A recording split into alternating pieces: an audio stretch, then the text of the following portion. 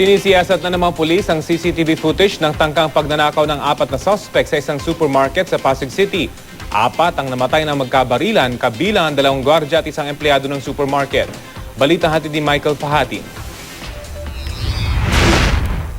Ito ang hawak na CCTV video ng pulisya. Kuha sa warehouse entrance ng Robinson Supermarket sa Pasig City. Alas 6:30 ng gabi noong Sabado.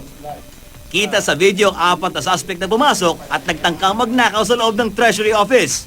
Pero di nagtagumpay ang mga suspect. Lumaban kasi ang 2 gwardiya at mga empleyado ng supermarket. Sa palitan ng putok, nasawi ang 2 gwardiya at isang empleyado ng supermarket.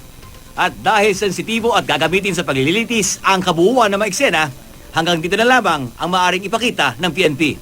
Sa pamamagitan nito, makikilala nila kung sino yung salarin at bukas po ang aming himpilan sa mga impormasyon na kanilang ibibigay sa agarang ikalulutas ng pangyayaring ito. Isa sa 4 na suspect rin ang nasawi nang madaba at makuyog siya ng iba pang mga taga-supermarket.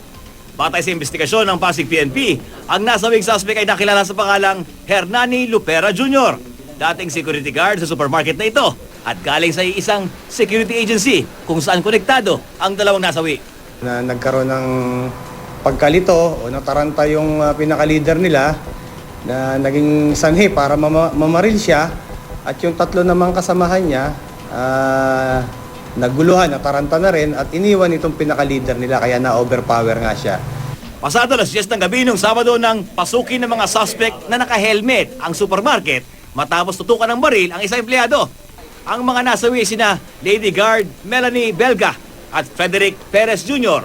at ang empleyado na si Noni Onyas. Sinisiga pa rin ng GMA News na makuha ang pahayag ng pamunuan ng supermarket.